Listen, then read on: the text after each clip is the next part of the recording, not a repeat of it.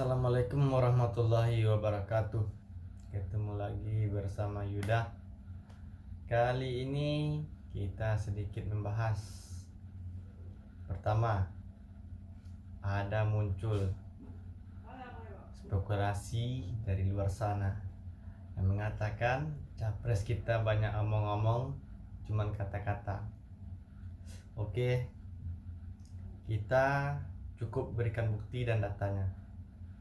Di sini kita akan coba beri 3 contoh saja buat teman-teman di luar sana untuk mendengarkan perkataan sesuai dengan perbuatan. Yang pertama, terkait dengan penggusuran kampung akuarium dulu di masa gubernur sebelumnya.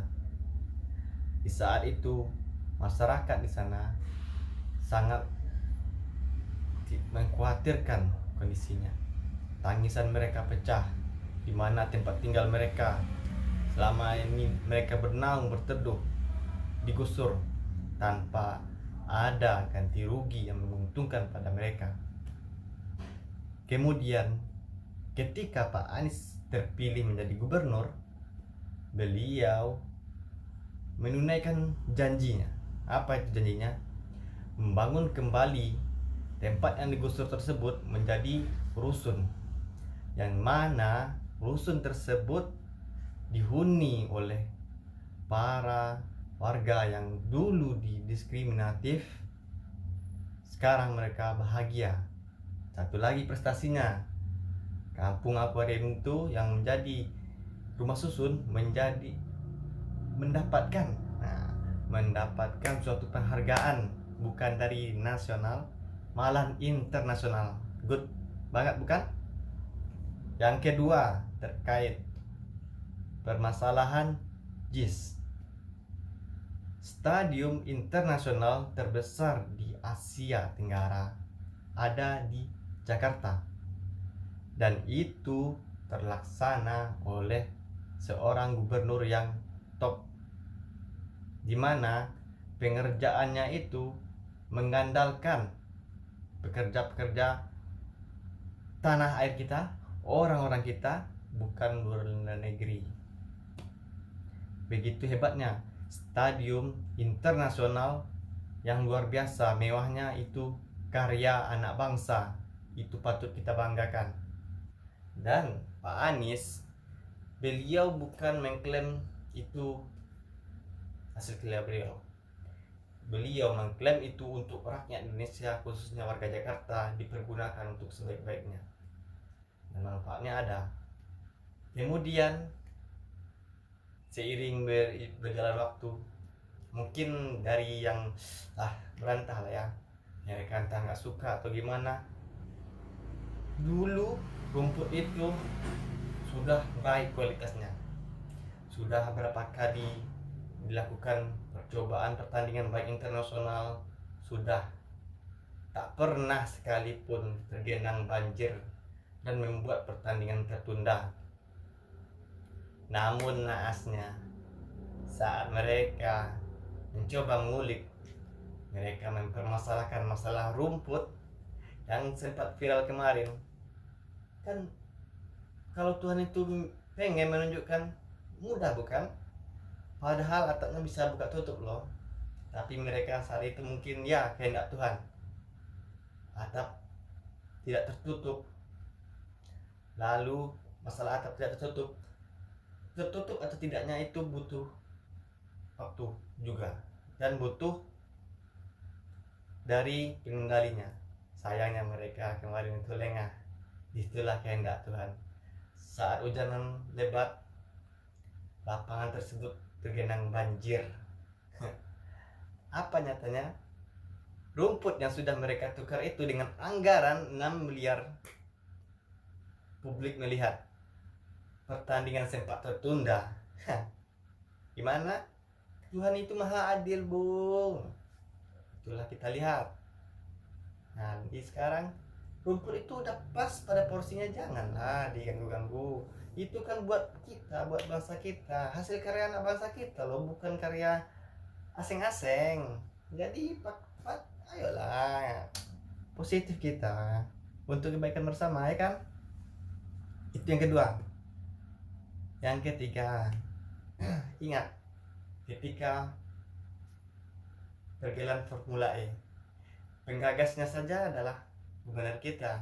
Formula E itu adalah bentuk perhatian beliau untuk mengiklankan bagaimana produk listrik itu bisa tercerahkan bagi masyarakat. Dan itu bentuknya diadakanlah bentuknya balapan mobil listrik. Wow, dalam pengerjaannya tak sedikit rintangannya itu, kawan. Kita bisa melihat faktanya, bisa melihat semuanya. Dulu tahu kan, si girang-girang dia bikin video, bilangnya kandang kambing apalah ini apalah katanya, dengan masa sewaktu segitu mana bisa bikin sirkuit. Toh memang kalau manusia tidak baik otaknya, ya begitulah, ya kan. Karena kita apa-apa, ini kan buktinya nyata, viral kemarin dia bikin video vlog gitu kan. Terus dalam pengerjaannya itu kita kan lihat bagaimana dukungan dari pemerintahnya ketika pengerjaannya itu untuk aspalnya saja banyak permasalahannya, sehingga dengan kejeniusan Pak Anies dan timnya, mereka mampu membuat aspal terbaik, bukan dari bantuan negara ya. Ini memang pemimpin yang hebat. Kita tengok aja, rekam jejaknya jelas, datanya ada, bukan buat-buat. Dan sirkuit itu ketika perjalanan pertama, untung bos, untung. Mereka yang pesimis kemarin itu, ya kita tengok perjalanan pertama itu tak ada yang namanya BUMN sponsori. Padahal itu bukan kepentingan Pak Anies dulunya, kepentingan buat warga Indonesia, khususnya Jakarta, bukan buat Pak Anies. Beliau hanya ingin bangsa kita ini dilirik dari luar sana. Itulah pemikiran Pak Anies. Tapi ya mungkin mereka merasa tersaingin, tak gimana, kita nggak tahu juga, ya kan. Dan lucunya pada saat perjalanan kedua itu, pertama Pak Anies sebagai penggagas tak diundang secara khusus. Ya Pak Anies ngerespon, ya gak masalah, itu kan kita sebagai warga negara aja lagi. Pak Anies bukan orangnya baperan, bukan, ya begitulah beliau. Yang kedua itu BUMN yang kemarin tak ada sepatutnya waktu pergelangan pertama muncul kan. Ada apa? Iya kan? Padahal dengan tidak adanya sponsor dari BUMN kemarin itu meraup untung. Bagaimana dengan yang udah disponsori BUMN?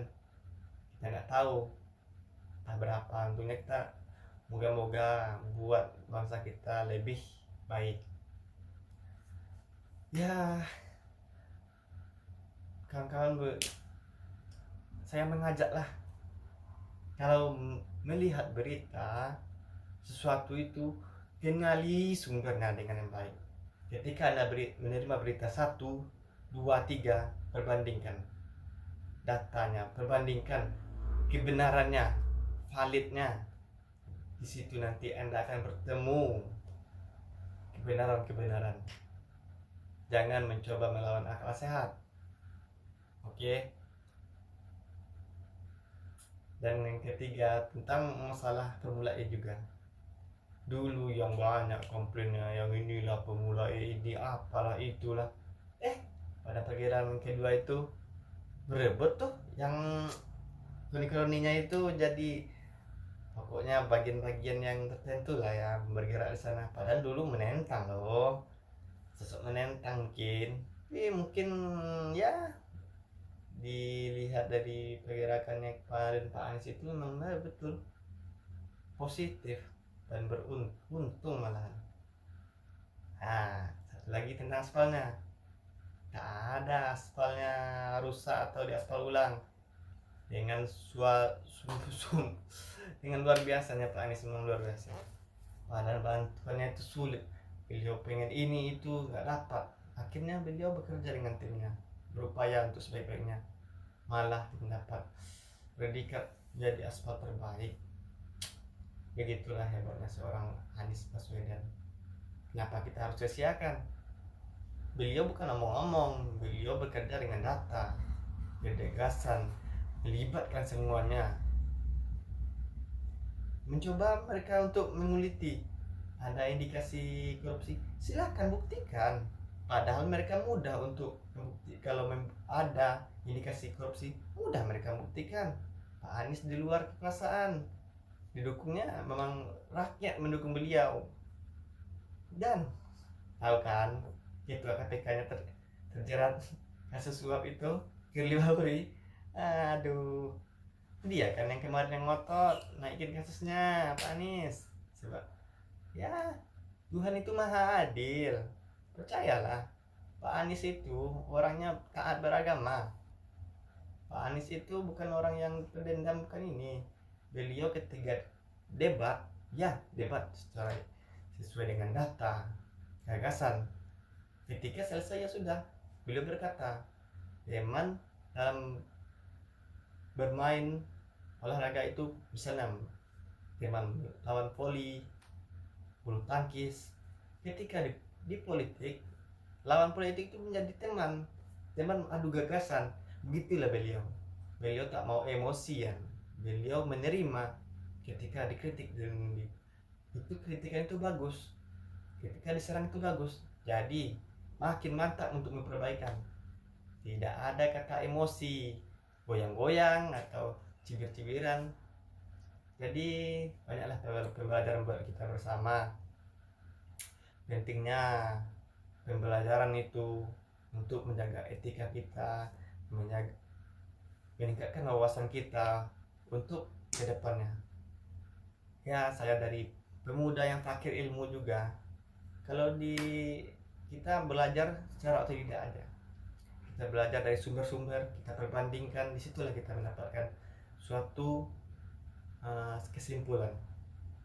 Ya, jadi kalau ada salah ya wajar, kalau ada salah perkataan, namanya kita juga fakir ilmu. Dan juga kita negara demokrasi, kan, kita berpendapat, dan pendapat itu menyampaikan pendapat dilindungi negara. Kita tidak mau mendapat laporan, mereka tuh ayolah, kita berpikir secara luas. Ketika kita dikritik, berarti kita disayangi. Dan ketika kita dikritik, ketika menjabat pemerintahan, wajar dan seharusnya masyarakat mengkritik, sebab kita digaji dari pajak-pajak negara, pajak-pajak warga bangsa negara. Jadi jangan angkuh lah, jangan arogan. Pesan buat kita semua pendengar, marilah gunakan akal sehat kita. Kita tidak mengklaim diri kita hebat, baik, tapi kita coba adu gagasan kita, adu data kita, nanti perbandingkan secara rasional, ambil kesimpulannya gimana pastinya. Jangan melawan akal sehat. Itu yang sama-sama kita jaga. Ya, begitulah. Unik-unik mungkin dari saya sendiri. Dan ketika saya mengatakan sesuatu ini, kebenaran hanya milik Allah, dan kesalahan itu murni dari diri saya. Begitulah kita sebagai manusia. Terlebih terkurang saya mohon maaf. Billahi taufik wal hidayah.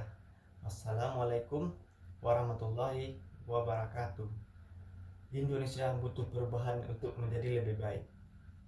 Anies Baswedan, Gus Muhaimin Iskandar, capres dan cawapres pilihan kita. Amin. Amin aja dulu. Menang, menang, menang. Wassalamualaikum warahmatullahi wabarakatuh.